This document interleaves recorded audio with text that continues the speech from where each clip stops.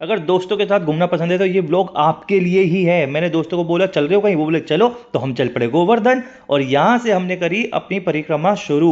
धान घाटी मंदिर के सामने से परिक्रमा शुरू होती है, बड़ी वाली जो 12 किलोमीटर की होती है, छोटी वाली 9 किलोमीटर की होती है।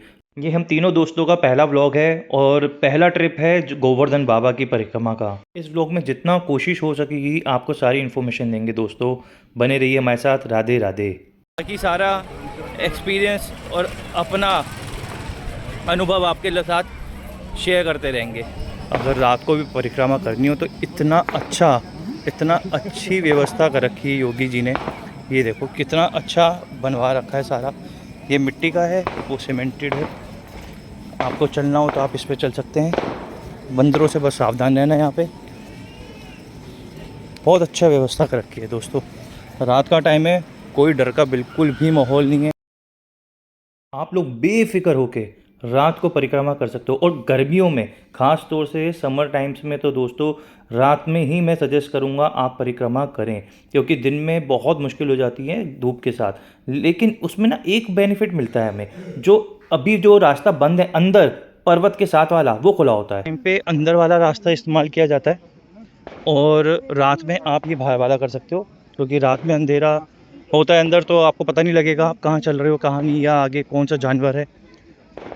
ये जो बड़ी परिक्रमा है ये तकरीबन 12 किलोमीटर की होती है और छोटी 9 किलोमीटर की।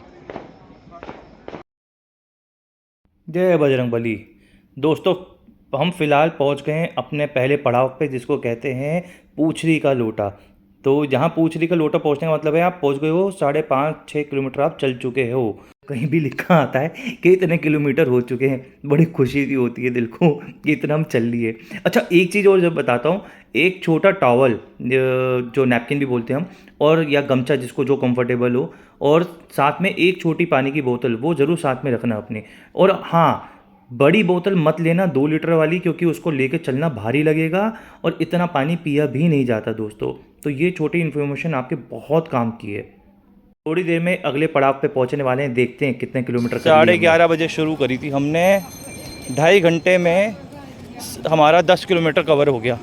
स्पीड तो सही चल रही है हमारी।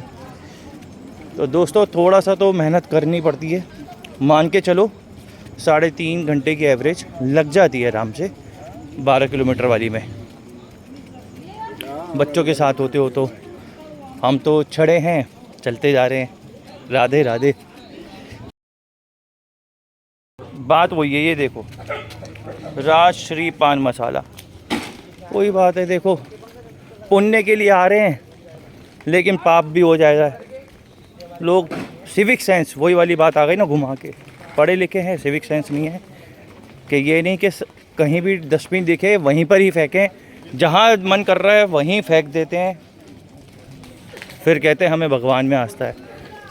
और भगवान की ही जगह को, प्रभु की जगह को हम सिर्फ स्वच्छ नहीं रख पा रहे, बाकी चीज़ें तो बहुत दूर की हैं। दोस्तों आप सबसे ये गुजारिश है, कहीं भी जाओ, तीर्थ हो या तीर्थ वाली जगह ना भी हो, मगर कचरा बाहर मत फेंको। कचरा कचरे वाली जगह पे फेंको, और हो सके तो अपने साथ एक पॉली बैग लेके चलो, क्योंकि छोटे बच्चे होते हैं उनको नहीं पता होता कई बार, लेकिन जब वो आपको देखेंगे ना अच्छा काम करते हुए तो वो भी सीखेंगे। आप उस पॉली बैग में कैरी करते हुए चले जाओ, और जहाँ भी आपको डस्टबिन की या आपको जहाँ भी कूड़ादान दिखता है वहाँ उसे डंप कर दो। रोहित एक बार बताओ, ये सामने डस्टबिन दिख रहा है ना दोस्तों, तुम्हें भी दिख रहा है, लेकिन ये सही है? ये यहाँ पे जो हो रहा है, ये लोगों में ना सिविक सेंस की कमी है यहाँ पर भी। यही मैं कहता हूँ। लोग एजुकेटेड तो है, पढ़े लिखे हैं, लेकिन सिविक सेंस नहीं है। मतलब सामने डस्टबिन बेचारे ने रखा हुआ है, लेकिन तब भी कूड़ा चप्पलें यहीं फेंक के जानी है। चलो परिक्रमा करते हैं अपनी पूरी। राधे राधे। ये देखिए दोस्तों, आपको कितनी अच्छी चीज़ आज देखने को मिली है। इसे कहते हैं दूध धारा परिक्रमा। जब किसी की कोई मन्नत पूरी हो जाती है और वो बोलते हैं कि इतना दूध चढ़ाएंगे, तो उतना दूध लेते हुए उन्हें पूरी परिक्रमा ख़त्म करनी पड़ती है। तो दोस्तों परिक्रमा करते करते हम पहुंच गए हैं उस स्थान पे जहां से दूध चढ़ाया जाता है। दोस्तों परिक्रमा ख़त्म करने की बहुत नज़दीक थे, लेकिन हिम्मत नहीं होती। ऐसे में रोहित ने अपने फ़ोन में राधा रानी के गाने चलाए और हमने राधा राधा राधा नाम जपते हुए बड़ी परिक्रमा ख़त्म करने का पूरा ठान लिया कि पैदल ही करके मानेंगे, और पैदल ही हमने ये करी। अब हम पहुंच गए छोटी परिक्रमा के मार्ग पे, और इसमें पड़ता है राधा कुंड। तो दोस्तों राधा कुंड तक अंदर रिक्शा नहीं जाती, तो आपको पैदल जाना पड़ता है। अगर आप ये व्लॉग देख के सोचे कि रिक्शा आपकी राधा कुंड जाएगी, तो आंसर है ना, नहीं जाएगी, पैदल जाना पड़ेगा। तो जो पैदल चल सकते हो वो ही जाएं।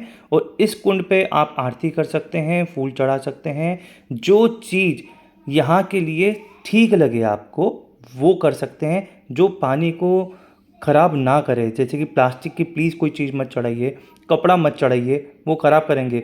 और यहाँ के बाहर की मार्केट भी बहुत सुंदर है। किसी को कुछ अच्छी अपने लिए ड्रेस लेनी हो, रिटर्न गिफ्ट लेने हो दोस्तों के लिए, बहुत प्यारी प्यारी चीज़ मिलती है। और उससे ज़्यादा जो अच्छा यहाँ पे मिलता है ना, वो मिलता है उनको सुकून। सच कह रहा हूँ, जब आप आओगे ना आपको खुद पता लगेगा। ये मैं झूठ नहीं बोल रहा, और झूठ कौन बोलेगा भगवान के स्थल पे खड़ा होके। यहाँ आइए, टीका लगाइए। दोस्तों को भी मैंने टीका लगाया, क्योंकि जब साथ आए हैं तो साथ ही सारे पुण्य कमाने। ठीक है ना। अब इसके बाद हम पहुंचने वाले अपने होटल। 5:30 बजे परिक्रमा करके हम अपने होटल रूम पे आ गए थे। सच बताऊं तो पहली परिक्रमा तो हमने 3 बजे ख़त्म कर ली थी, बहुत जल्दी। लेकिन जो दूसरी परिक्रमा थी वो करने की हिम्मत नहीं बची थी, जो हमने वहाँ के बैटरी रिक्शा में करी। तो एक चीज़ ज़रूर है, आपको बताऊं, अगर आप भी परिक्रमा के लिए गोवर्धन आ रहे हो तो वहाँ पे ना स्पेशली एक तरीके की स्लीपर्स मिलती है, मैं आपको दिखाता हूँ। वो स्लीपर ज़रूर लेना। ये देखो, इस टाइप की स्लीपर्स मिलेंगी वहाँ पे, और आराम से वो 50-50 रुपए की दे देते हैं। 50 रुपीज़ से ज़्यादा नहीं मांगते, मतलब मांगे तो आप नेगोशिएट कर सकते हो, बट 50 रुपीज़ में इसकी बहुत वर्थ है। आपके पैर में कंकड़ नहीं चुभेंगे, आपके पैर में छाले नहीं पड़ेंगे। इसके बाद हम दोस्तों ने थोड़ी फ़ोटो खिंचवाई और पहुंच गए राधा रानी के मंदिर बरसाना। दोस्तों क्या बताऊं, ये हमारे प्लान में नहीं था, सच बता रहा हूं। और क्या मज़ा आया है। जैसे ही रोहित ने बोला यार टाइम तो है, बरसाना चले, हमने कहा चलो, जब घूमने के नाम पे हम कहीं भी निकल सकते हैं तो ये तो अपनी राधा रानी जी का बरसाने का मंदिर है। मैया रानी ने हमें बुलाया। और यहाँ की मार्केट देखो, इतना मतलब ऐसा लगता है रौनक, मार्केट में रौनक है। मंदिर तो भी हम पहुँचे ही नहीं है, तो सोचो ऊपर वहाँ पे भवन पे क्या श्री जी के पास दर्शन मिलेंगे, और क्या ही वहाँ पे आनंद मिलेगा। तो यहाँ पे देखो, किसी को मूर्तियाँ लेनी हो, लड्डू गोपाल लेने हो, उनकी ड्रेस लेनी हो, इतने रंग बिरंगे सुंदर सुंदर कपड़े मिलते हैं ना अपने, मतलब घर में बच्चों के लिए, बेटियों के लिए इतनी प्यारी प्यारी चीज़ मिलती है। और हम पहुँच गए अब रोप वे पे। रोप वे का एक बहुत अच्छा चीज़ मेरे को लगा, यहाँ का टिकट प्राइस बहुत रीज़नेबल है, हर कोई अफोर्ड कर सकता है। और सबसे अच्छी बात, बच्चा हो या बुज़ुर्ग हो, अब सब मैया के दर्शन के लिए जा सकते हैं आराम से, बिना किसी परेशानी के। लेकिन हालांकि वो परेशानी, जो पैदल चल सकते हैं उनको परेशानी कभी नहीं लगती, क्योंकि वो मन का भाव है, और वो ही सच्चा भाव है दोस्तों।